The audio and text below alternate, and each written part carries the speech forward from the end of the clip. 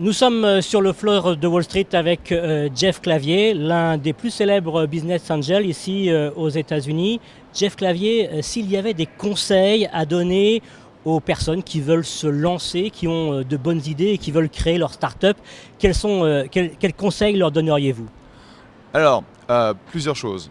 Qu'est-ce que nous on va regarder euh, pour filtrer en fait les entreprises qui in fine on va décider d'investir.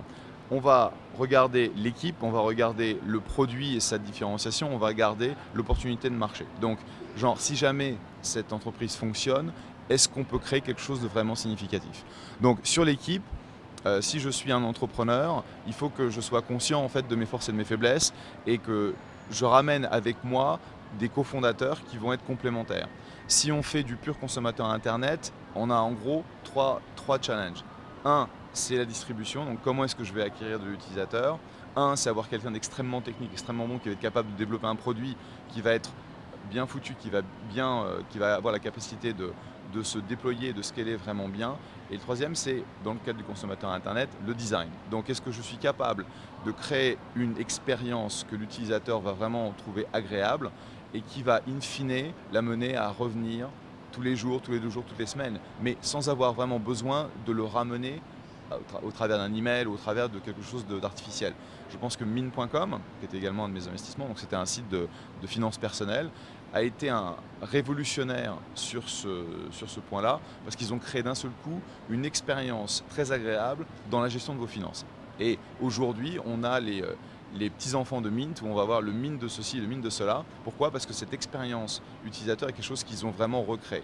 C'est aussi quelque chose qu'on a appris de Steve Jobs, où en fait, la raison pour laquelle les produits Apple ont tant de succès, et ils ont fait une tuerie hier quand ils ont annoncé leurs résultats, c'est cette notion de design et d'appréciation personnelle du côté beauté du produit, tactile, qui est quelque chose d'assez nouveau. Donc si on arrive à créer une équipe qui va répondre à ces besoins, c'est quelque chose qui va vraiment attirer notre attention. Le produit, on a besoin de le différencier, c'est-à-dire que de dire ah bah tiens, j'ai une meilleure idée que euh, un Groupon ou un Twitter, etc., c'est pas quelque chose qui va marcher. Pourquoi? Parce qu'ils ont déjà atteint une telle taille critique que ça va être très difficile de rentrer sur un marché. Essayez de trouver quelque chose qui est différent, nouveau, et sur la partie potentielle de marché, si jamais ça fonctionne, si la boîte se développe, euh, comme, euh, comme Fab.com, dont on parlait sur un autre segment, c'est quelque chose qui peut faire énormément d'argent en très peu de temps. Donc, si vous avez les trois composantes, l'équipe, le produit et le potentiel de marché, c'est quelque chose qui va attirer notre attention. La question, évidemment, c'est comment on peut aller présenter un business angel ou un VC dans la vallée.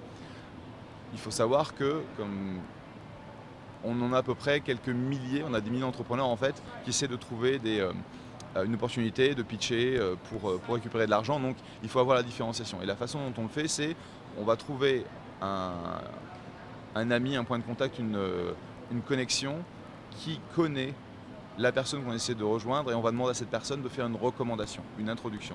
Et en gros, la différence c'est j'envoie un email sans faire ça, je me retrouve en bas de la pile, je trouve quelqu'un qui me fait une recommandation, je me retrouve en haut de la pile. Et ça crée une énorme différence parce que la probabilité que vous soyez ne serait-ce que reçu si vous êtes en bas de la pile, c'est très très faible.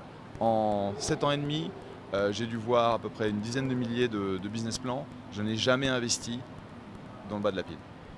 Alors maintenant, est-ce qu'il y a des fautes éliminatoires? Est-ce qu'il y a des choses à ne pas faire qui font que définitivement le business plan va aller à la poubelle en 30 secondes? Euh, Dans la vallée, et c'est assez différent en fait de la partie européenne, il faut vraiment avoir des grandes ambitions, il faut avoir des idées qui sont vraiment significatives. Sinon, on va s'entendre dire c'est pas assez gros, c'est pas assez significatif. Et il y a une chose qu'il faut savoir, c'est que dans la vallée, on ne parle jamais de son exit. Alors qu'en Europe, les VC vont vous demander à voir, alors voilà, quels sont les potentiels acquéreurs, si vous vendez à un tel, ce serait pour combien, etc. Donc faire un travail d'étude sur la sortie. Dans la vallée, vous faites ça, vous êtes mort. Ça veut dire que au moment où vous venez me pitcher pour le début de l'aventure qui va durer potentiellement 5, 7, 10 ans, vous pensez déjà à la sortie. Et dans ces cas-là, ça ne nous intéresse pas. Jeff Clavier, merci beaucoup. Merci beaucoup.